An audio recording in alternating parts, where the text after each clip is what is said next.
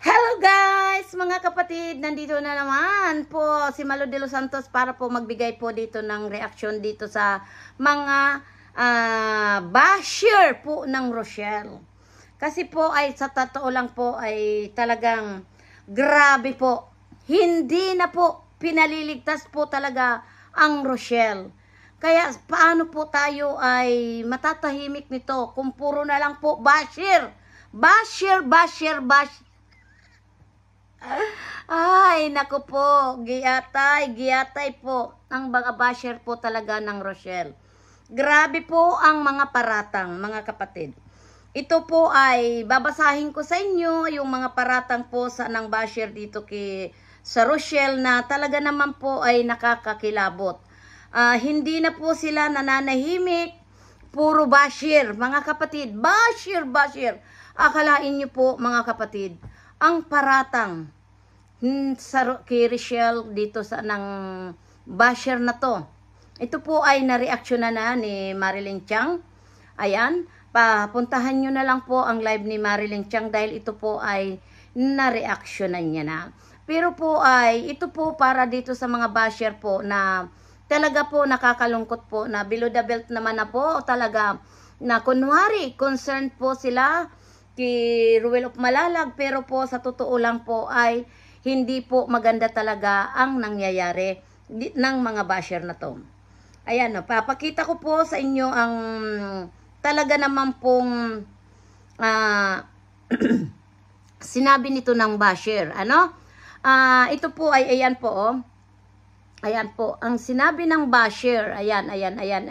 Babasahin ko po yan na sinabi po yan ng basher na yan ay parang pinaalam na ang tungkol po kay Rochelle at kay Justin. Ayan.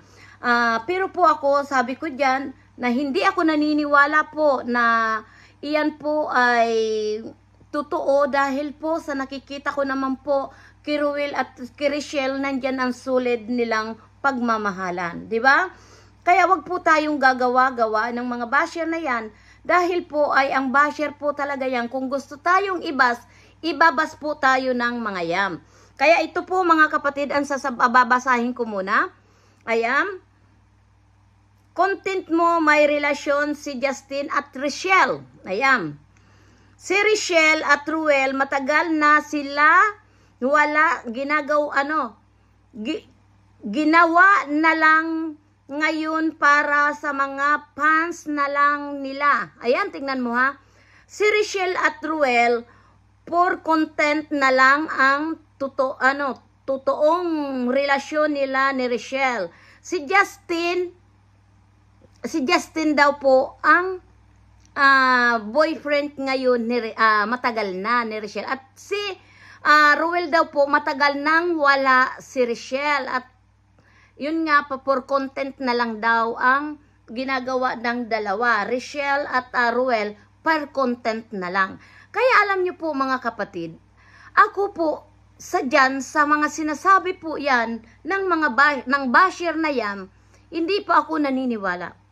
Dahil nakita ko po, ang isang kagaya po, alimbawa, example, ako may asawa, na nakikita nyo naman na magkasama kami, tapos the same time may makikipagrelasyon ka ba kay Justin? Alimbawa na karelasyon nga ni Rochelle si Justin at nakikita naman po ng dalawang mata ni Justin na nakapulupot si Rochelle doong kay Ruel, hindi kaya si Justin magsilos kung sakali man may relasyon si Ruel at si Rochelle at Justin?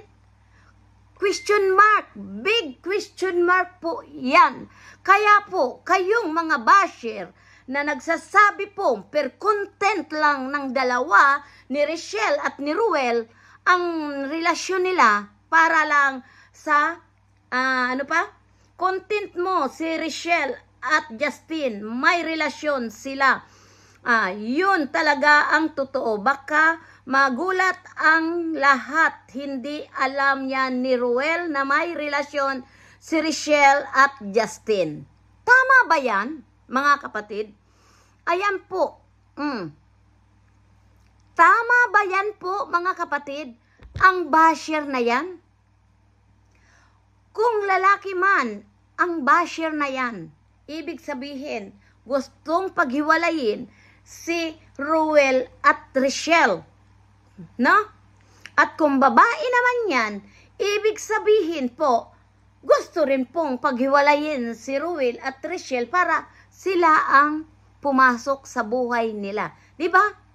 Alimbawa po talaga ito, big question mark.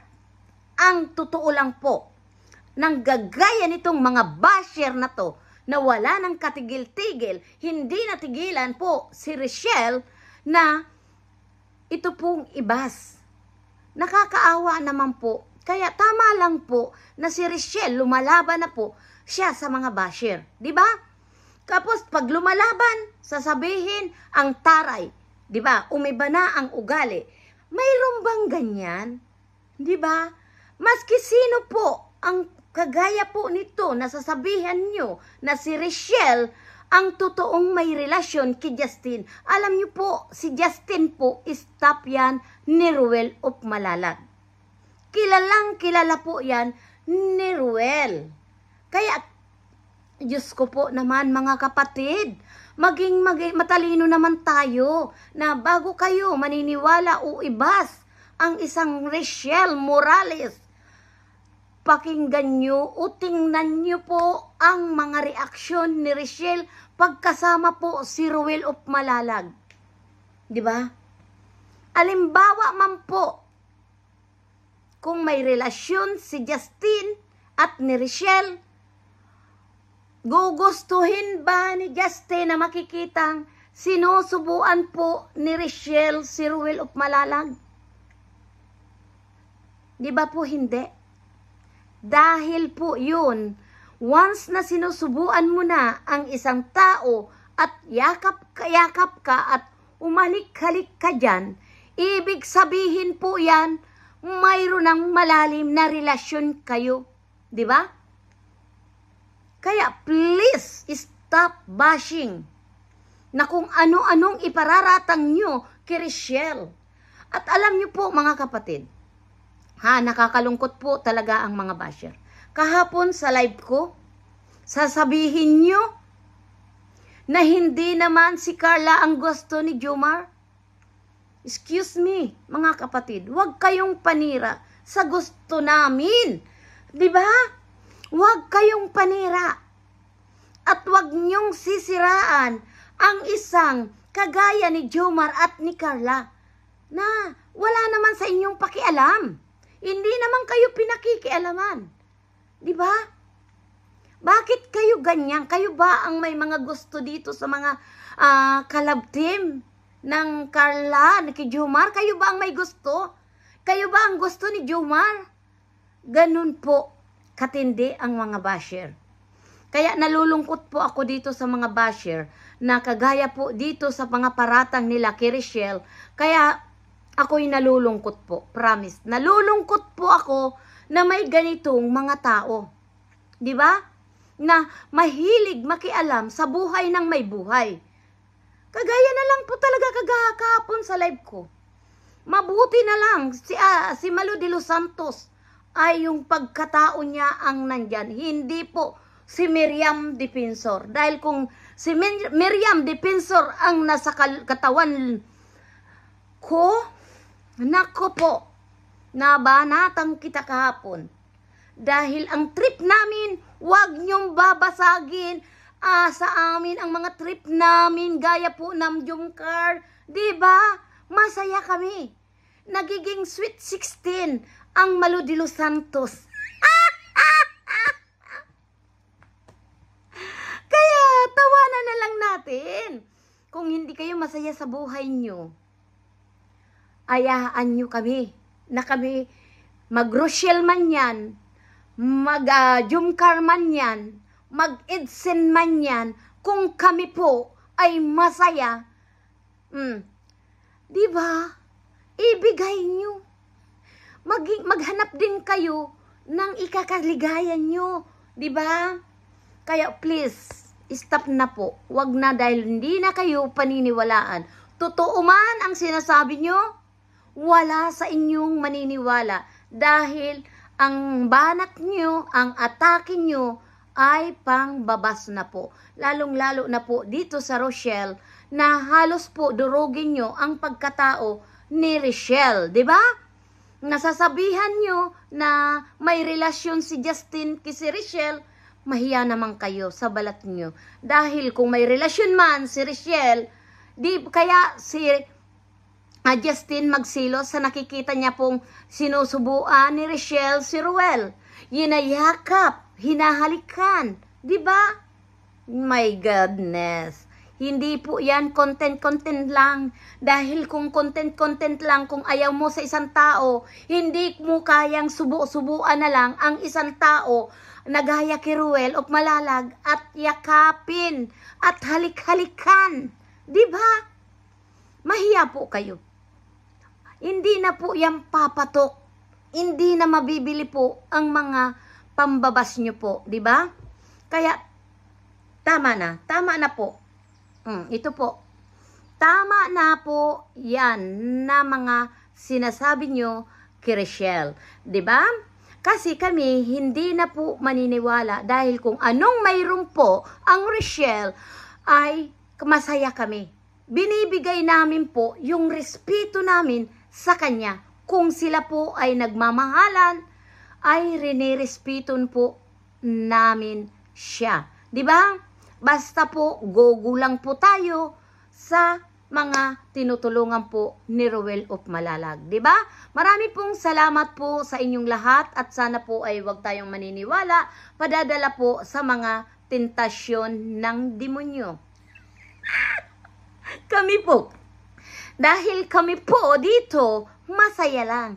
Ang kilig, nakakatuwa po. Nakakaalis po yan ng stress. Maging masaya lang po tayo dito sa mga tinutulungan ni Kalinga Prab. Like dito sa Love Team, maging masaya na lang tayo dahil kung mahal natin po ang programa ng Kalingap, magkaisa tayo. Huwag tayo pong magpadalos-dalos na ibas natin si Kalinga Prab, si Kalingap Dan, si Medit, si Joy, sila Carla, ang Jumcar, at Idse, at ang Rochelle. Di ba?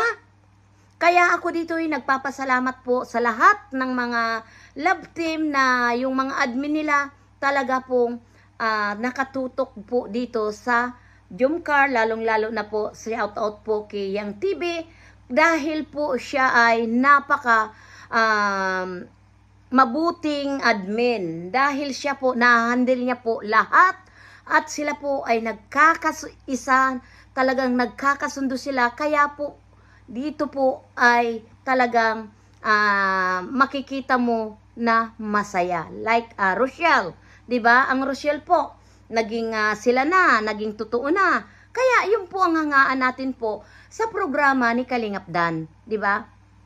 Excuse me, ni Kalinga Prab. Di ba? At nila Kuya Bal. One family, one Kalinga po. Kaya nandyan tayo masaya. Nandyan na po sa Kalingap ang masarap na putahe. Kari-kari, adobo, sinigang, ano pa? Fried chicken. Lalo na po ang mga fried chicken. Nandyan po sa Kalingap. Ang mga fried chicken. Ayan! Shoutout po sa aking mga kaibigan, Bupil Mix Vlog, Ayat Mix Vlog, Ermagalo Mix Vlog, Selena Barbosa, Shield TV PH, at Banat Bagsik, Buelpantman, iyan po ay mga striker. Malu de Los Santos po, please. Subscribe po, Malu de Los Santos, para po sa ikabubuti po ng programa ng Kalingap. Dahil lahat po ito ipinamimigay ni Malu de Los Santos. Diba? Ang mga fried chicken dyan, magpalit naman tayo ng menu, yung adobo o sinigang. Bye-bye po! Ayan.